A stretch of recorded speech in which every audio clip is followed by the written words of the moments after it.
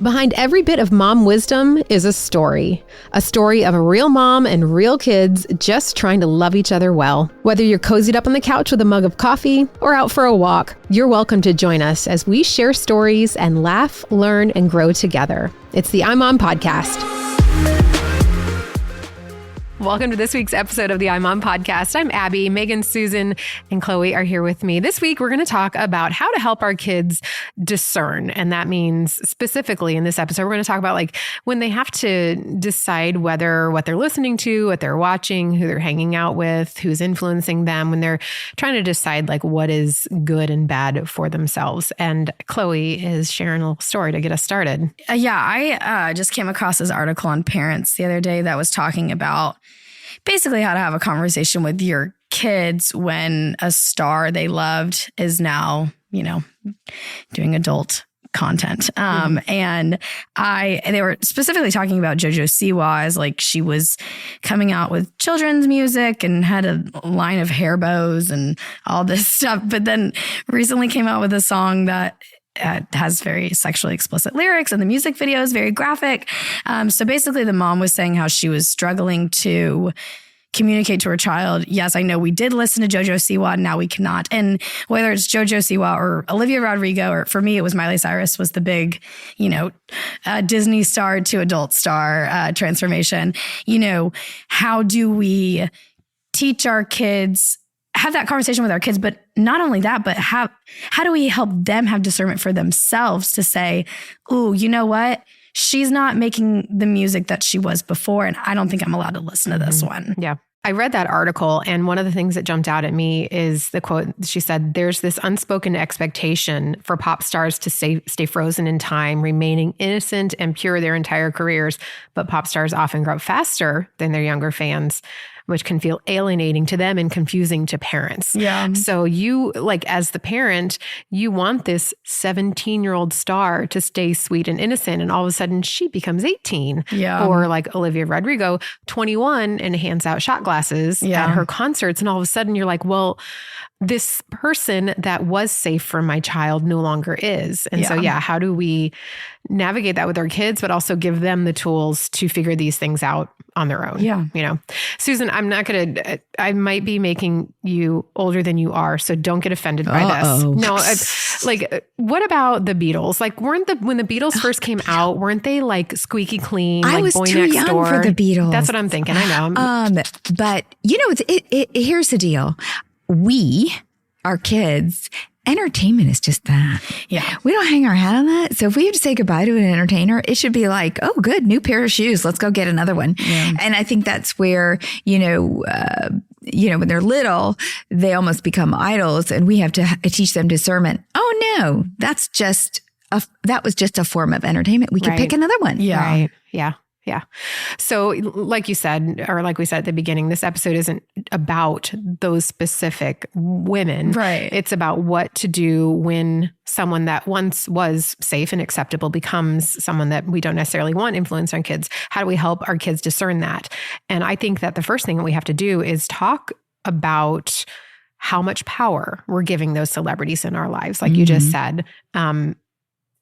But do you think that kids can understand the concept of celebrities being regular people? Because the way that they're presented to us literally is in a bright light, like they look different. They have a ring light on them all the time if they're TikTok stars or whatever. Like they don't look like we do. So how do we teach our kids that they are just regular people? Well, I think that goes back to teaching them about the fall. We all have fallen short, and to think that your idol is not going to sin is not realistic. And that's why even whether it's a friend who's become an influencer, because the reality is 12-year-old girls are becoming an influencer. What are they doing with that influence? So first let's look at, whether it's a pop star or a friend who's sharing on social a lot. What are they using with their influence? What is influence for? Why would God want us to have influence? What I'm talking to my child, like following them, looking at what they do. Why? Is it just purely entertainment? What is it drawing you to? And at what point is whatever it's drawing you to bad for you? That's when we leave it. If it's leading you, teaching you, inspiring you to something that is wrong, well, hey, that's bad entertainment. We got to leave it. And they have to learn that. And even when they're little, you could say, I remember Emily, it was the Spice Girls, and Emily is very musical. And her friends were all in the Spice Girls.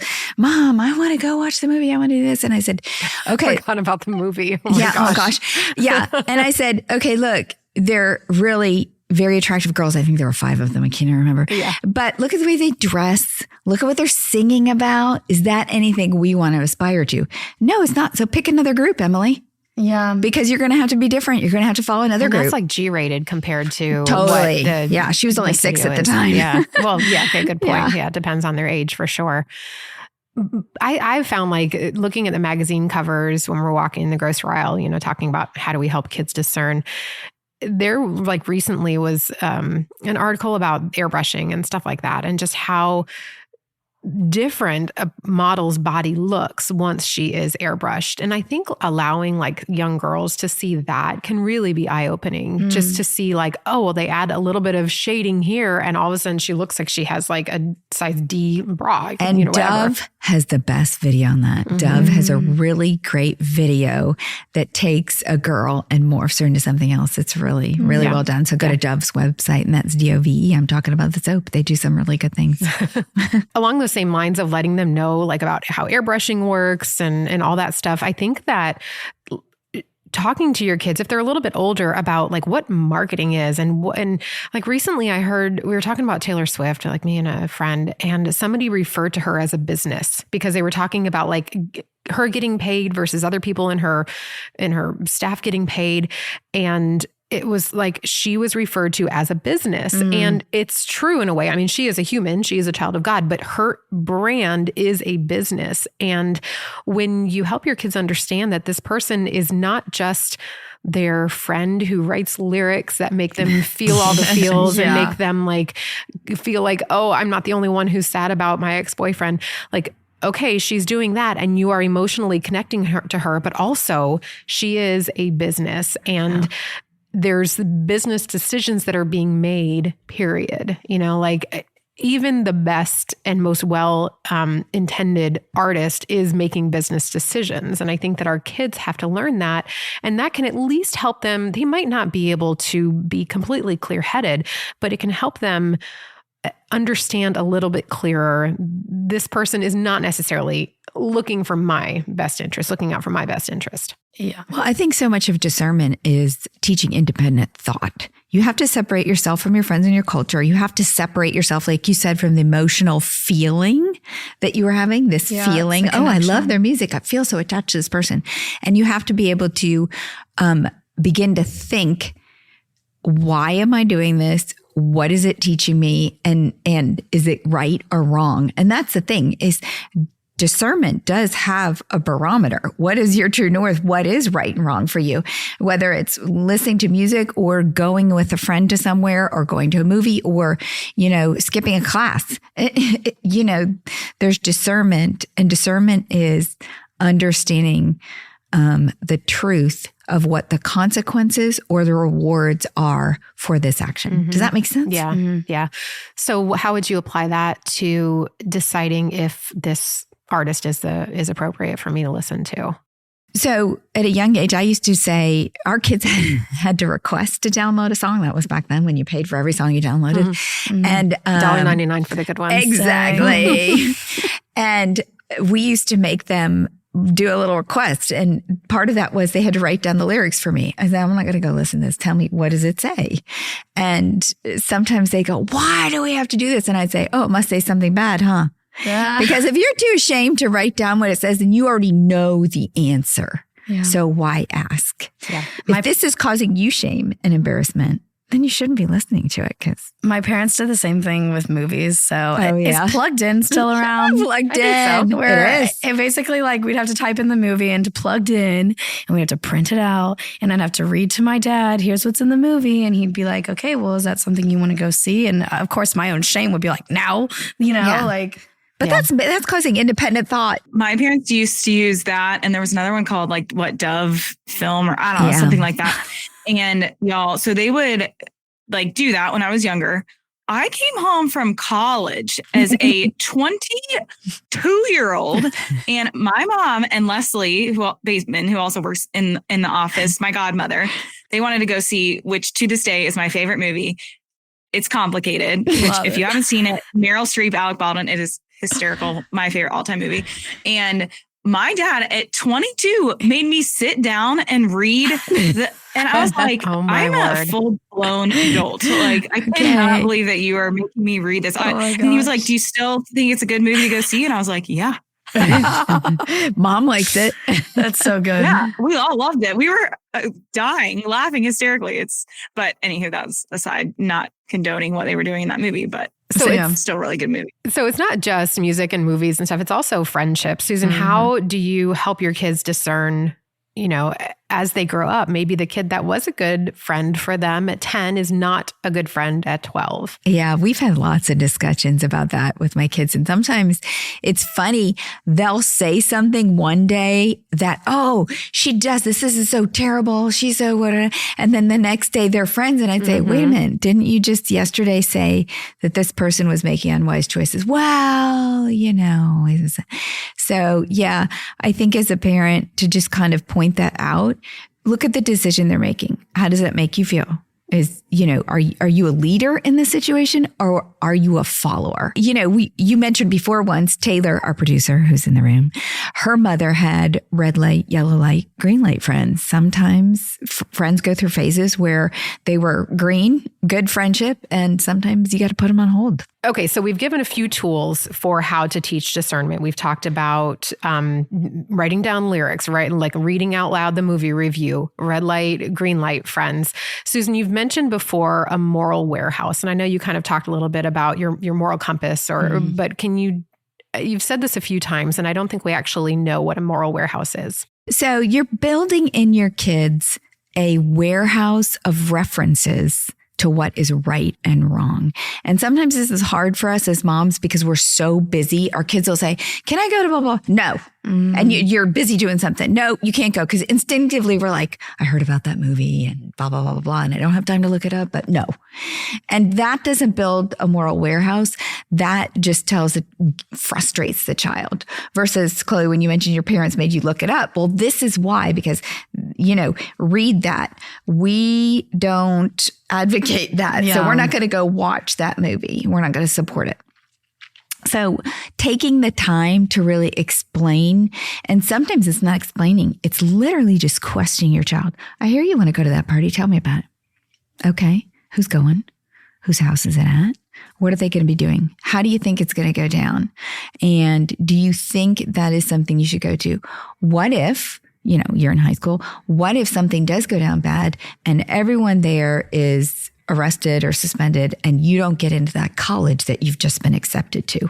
It's thinking things through to what is this worth the risk?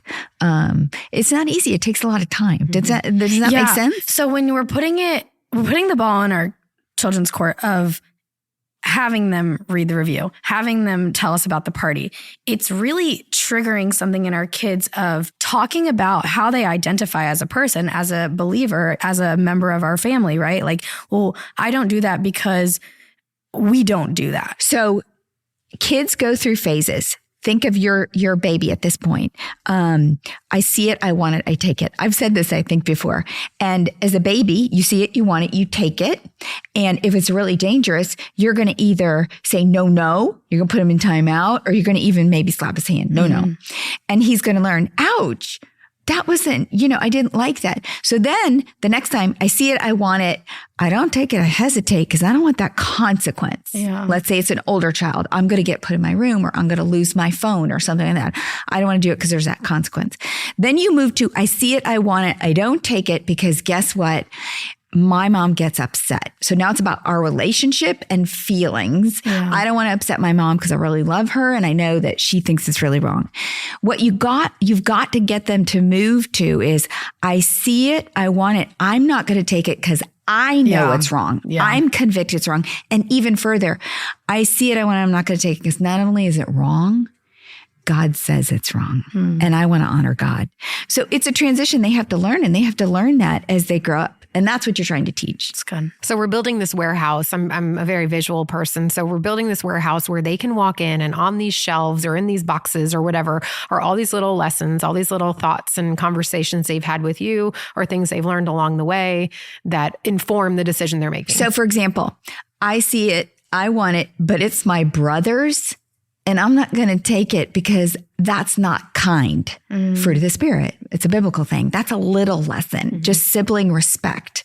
But it gets much deeper. The moral warehouse goes, I'm not to much more dangerous things. I'm not going to text while I'm driving. I could do it because nobody's watching me, but I've seen from what I've learned that I could hurt somebody else. Yeah. And these are important lessons. Another thing that I like to do with my kids, and Susan, you kind of touched on it a little bit, talking about going to the party or whatever, is sometimes I wonder, I'm like, I wonder what they're thinking about this, or if they're even thinking about the situation. I've just come out and I will ask them. So for instance, one of my sons talked to me about a show that his classmate was watching that was meant for older kids and adults. And I asked, well, do you think that this was a good thing for him to watch? Why might it not be meant for kids? So talking it through with them, hearing what they think about things, and then not even necessarily passing judgment, but just like finding out what their perspective is and getting them to say things out loud can be helpful in forming that moral warehouse, like you said. I can't say all my kids have done this well, but I do have a story where if you really empower them in this, the rewards can be super sweet. Megan was once at a slumber party and they actually had a babysitter, not the parents, kind of monitoring everything. And the girls chose to watch a movie. And Megan excused herself and said, I'm just going to go hang out and play upstairs. And the babysitter thought, well, maybe I should go check on Megan. And she went up there. And Megan, you can probably tell this better than me, but she said, well, Megan, what are you doing? And she just said, I don't think that's a good movie for me to watch. So I'm just going to hang out here. And I think the babysitter actually hung out with you, Megan, and did something. Did I get that right? I probably learned my lesson because, so I again, learning from experiential learning. That's what I was trying to say. So I had gone to a slumber party a different time. I don't know if it was before or after that. I'm going to go with the fact that it was before. And I watched What Lies Beneath. And it was the scariest movie I've ever seen in my life. And I couldn't go to the bathroom by myself for like a month. And I still regret to this day ever seeing that. And so I think I had realized like, I better not do that again because it was traumatizing. But that's, I'm usually not one to go against the crowd because I really cared what people thought. But I think I had learned my lesson the hard way that time. So let's talk a little bit as we wrap up. There are obvious benefits to teaching kids discernment, right? I mean, we want them just to make smart choices, but it is a lot of work, like anything else in parenting, to get our kids to start practicing this and to reinforce these things. So what are some of the other benefits that you guys have seen in helping, or that you've experienced in your own life in helping your kids or yourself learn how to discern? I think for me, so many of the issues that I have had with decisions I've made have all been traced back to a lack of identity. I think not knowing who I am and who God has created me to be led me to a place where I didn't have strong morals and strong values, and that led to poor decision making. So I think the more we can teach our kids, this is who you are, and who you are leads to, these are the types of decisions I make. That leads to good decision making. That leads to a bright future. I love that. I think the greatest benefit is to us as moms, because we've talked about this before, in an episode coming up, or maybe we've already had it, about independence and our fear and letting go of control. When you know your child has a solid moral warehouse, they know how to discern right from wrong, they make wise choices, you worry a lot less about their safety. Yeah.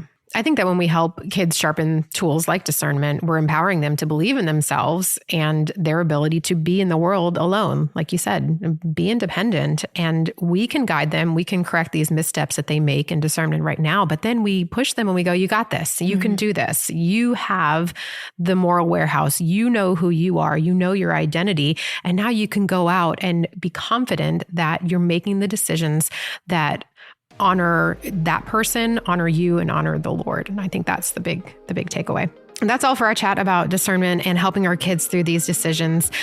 For a few links on the resources that we've discussed today, check the show notes and be sure to chime in on Instagram. And thanks so much for listening. Thanks for listening to the iMom podcast. iMom is the motherhood program of the nonprofit organization Family First. Along with our fatherhood program, All Pro Dad, we exist to help you love your family well. Subscribe to our daily email, the iMom Minute, by going to imom.com/subscribe and get tons of great ideas, insight, and inspiration. The iMom podcast is hosted by me, Abby Watts, along with Susan Merrill, Megan Tigner, and Chloe Blumenthal.